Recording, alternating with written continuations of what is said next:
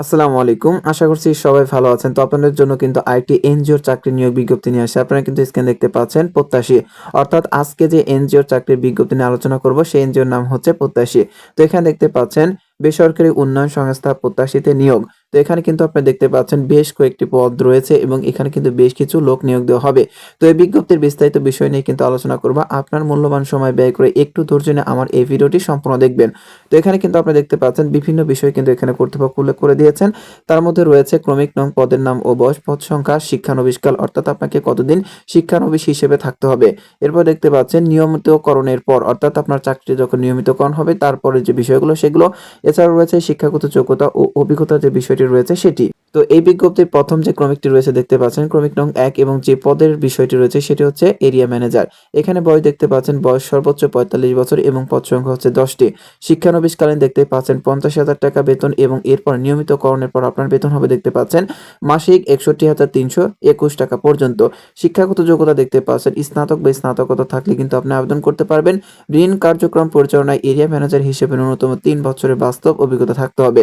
তো বিষয়টি কিন্তু আপনি বুঝতে পারছেন। এরপরে ক্রমিক নং ২ দেখতে পাচ্ছেন শাখা ব্যবস্থাপক। এখানে বয়স দেখতে পাচ্ছেন সর্বোচ্চ ৪০ হলে কিন্তু আপনি আবেদনের যোগ্য বলে বিবেচিত হবেন। এখানে পদ সংখ্যা দেখতে পাচ্ছেন ৩০ এবং শিক্ষানবিশকালে আপনার বেতন হবে ৩৫,০০০ টাকা এবং আপনি যখন নিয়মিতকরণের পর আপনার বেতন হবে ৫৩,৮৩৪ টাকা। এবং শিক্ষাগত যোগ্যতার যে বিষয়টি দেখতে পাচ্ছেন স্নাতক বা স্নাতকোত্তর ঋণ কার্যক্রম পরিচালনা শাখা ব্যবস্থাপক হিসেবে ন্যূনতম ২ বছরের বাস্তব অভিজ্ঞতা থাকতে হবে এবং এখানে কিন্তু ২ বছরের আপনার বাস্তব অভিজ্ঞতার কথা উল্লেখ করেছেন কর্তৃপক্ষ। এরপরে ক্রমিক নং ৩ দেখতে পাচ্ছেন সহকারী শাখা ব্যবস্থাপক। এখানে বয়স দেখতে পাচ্ছেন সর্বোচ্চ ৩৫ বছর। ৫০টি পোস্ট রয়েছে এবং দেখতে পাচ্ছেন এখানে শিক্ষানবিশকালীন আপনার বেতন হবে, যদি আপনাদের চাকরিটি হয় তাহলে কিন্তু বেতন পাবেন হচ্ছে ৩০,০০০ টাকা এবং নিয়মিতকরণের পর ৪৬,৭৭৭ টাকায় কিন্তু আপনার বেতন হবে। শিক্ষাগত যোগ্যতা দেখতে পাচ্ছেন স্নাতক বা স্নাতকোত্তর ঋণ কার্যক্রম পরিচালনার ন্যূনতম ২ বছরের বাস্তব অভিজ্ঞতা থাকতে হবে। এরপরে ক্রমিক নং ৪ দেখতে পাচ্ছেন ফিল্ড অফিসার, বয়স সর্বোচ্চ ৩০ বছর। এখানে দেখতে পাচ্ছেন ৩০০টি পোস্ট রয়েছে এবং এখানে দেখতে পাচ্ছেন শিক্ষানবিশকালে আপনার বেতন হবে ২৫,০০০ টাকা। এছাড়া নিয়মিতকরণের পরে আপনার বেতন হবে দেখতে পাচ্ছেন ৩৯,৯০৭ টাকা। এবং শিক্ষাগত যোগ্যতার যে বিষয়টি রয়েছে আপনারা কিন্তু স্ক্রিনে দেখতে পাচ্ছেন অভিজ্ঞতা সম্পন্ন প্রার্থীদের ক্ষেত্রে এইচএসসি বা সমমান, অনভিজ্ঞ প্রার্থীদের ক্ষেত্রে স্নাতক বা স্নাতকোত্তর।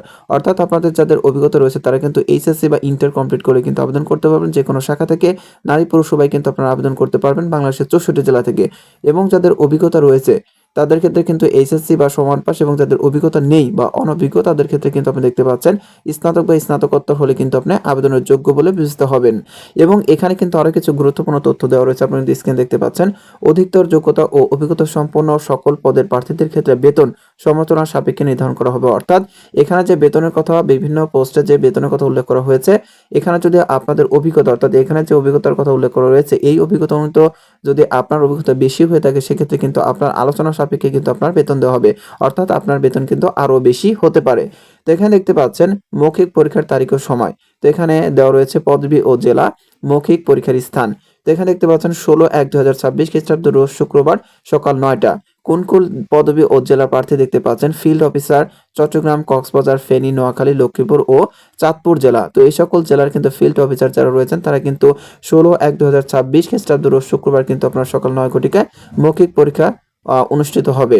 তো এরপর দেখতে পাচ্ছেন এখানে দেওয়া রয়েছে ১৭/১/২০২৬ খ্রিস্টাব্দ রোজ শনিবার সকাল ৯ ঘটিকা এবং এখানে ফিল্ড অফিসার যে সকল জেলার প্রার্থীরা আপনারা পরীক্ষা দেবেন সেগুলোর মধ্যে রয়েছে দেখেন চট্টগ্রাম, কক্সবাজার, ফেনী, নোয়াখালী, লক্ষ্মীপুর ও চাঁদপুর জেলা ব্যতীত বাংলাদেশের অন্য সকল জেলা। অর্থাৎ এখানে যে জেলাগুলোর কথা উল্লেখ করা রয়েছে এই জেলা ব্যতীত বাংলাদেশের অন্য যে জেলাগুলো রয়েছে সকল জেলার প্রার্থী কিন্তু আপনারা আবেদনে অর্থাৎ আপনার মৌখিক পরীক্ষায় অংশগ্রহণ করতে পারবেন। এরপরে রয়েছে এরিয়া ম্যানেজার সকল জেলা, শাখা ব্যবস্থাপক সকল জেলা, সহকারী শাখা ব্যবস্থাপক সকল জেলা। তো আপনারা কিন্তু সকল জেলা থেকে এই মৌখিক পরীক্ষায় অংশগ্রহণ করতে পারবেন, এখানে কিন্তু কর্তৃপক্ষ উল্লেখ করে দিয়েছেন। এরপর এখানে দেখতে পাচ্ছেন মৌখিক পরীক্ষার স্থান অর্থাৎ মৌখিক পরীক্ষার স্থানটা কোথায় হবে সকল পোস্টের ক্ষেত্রে তো দেখতে পাচ্ছেন প্রোগ্রাম। তো আপনারা কিন্তু বুঝতে পারছেন এই ঠিকানা অনুযায়ী কিন্তু আপনাকে মৌখিক পরীক্ষার স্থান নির্ধারণ করা হয়েছে। তো এরপরে কিন্তু আরো কিছু গুরুত্বপূর্ণ বিষয় রয়েছে এগুলো কিন্তু আপনারা একটু দেখে নেবেন। তারপর আমি কয়েকটি বিষয় বলে দিয়ে এখানে দেখতে পাচ্ছেন চাকরির সুবিধা অর্থাৎ আপনাকে কি কি সুবিধা দেওয়া হবে। ১. শিক্ষানবিশকাল ৬ মাস সফলভাবে সমাপ্তির পর সংস্থার চাকরির বিধিমালা অনুযায়ী বেতন স্কেল, বাৎসরিক ইনক্রিমেন্ট, চিকিৎসা ভাতা, বৈশাখী ভাতা, ২টি উৎসব বোনাস, প্রভিডেন্ট ফান্ড, গ্র্যাচুইটি, কর্মী কল্যাণ তহবিল, কর্মী গৃহঋণ, মোটরসাইকেল ও বাইসাইকেল ঋণ এবং অন্যান্য সুযোগ সুবিধা সমূহ সংস্থার নিয়ম অনুযায়ী প্রদান করা হবে। চাকরির শর্তাবলী অর্থাৎ আপনাকে কি কি শর্ত পালন করতে হবে দেখতে পাচ্ছেন। ১. নির্বাচিত প্রার্থীদের প্রত্যাশী কর্ম এলাকার যেকোনো শাখায় কাজ করার মানসিকতা থাকতে হবে। ২. বাংলাদেশের সকল জেলার প্রার্থীরা আবেদন করতে পারবেন। এরপরে ক্রমিক নং ৩ দেখতে পাচ্ছেন ১ থেকে ৩ নং পদের প্রার্থীদের computer office program MS word, excel, access চালনায় পারদর্শী হতে হবে। এরপরে ক্রমিক নং ৪, ক্রমিক নং ১ থেকে ৩ নং পদের প্রার্থীদের মোটরসাইকেল বৈধ ড্রাইভিং লাইসেন্স চালনায় পারদর্শী হতে হবে, অর্থাৎ আপনার কিন্তু একটি বৈধ ড্রাইভিং লাইসেন্স থাকতে হবে।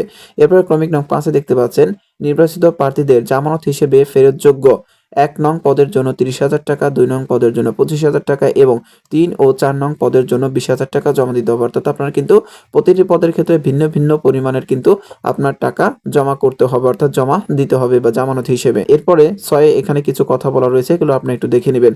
তো আশা করছি এই বিজ্ঞপ্তির বিস্তারিত বিষয় কিন্তু আপনি বুঝতে পেরেছেন। এছাড়াও যদি আপনার এই বিজ্ঞপ্তি সম্পর্কে কোনো প্রশ্ন বা মতামত থেকে থাকে তাহলে অবশ্যই আপনি একটু কষ্ট করে একটু সময় নিয়ে আমার এই ভিডিওর কমেন্ট বক্সে কমেন্ট করে জানাবেন। তো ভিডিওটি ভালো লাগলে অবশ্যই চ্যানেলটি সাবস্ক্রাইব করে বেল বাটনটি বাজিয়ে রাখবেন এবং এত সময় ধরে আপনি ভিডিওটি দেখার জন্য আমি আপনার কাছে চিরকৃতজ্ঞ। তো ভালো থাকবেন। আসসালামু আলাইকুম।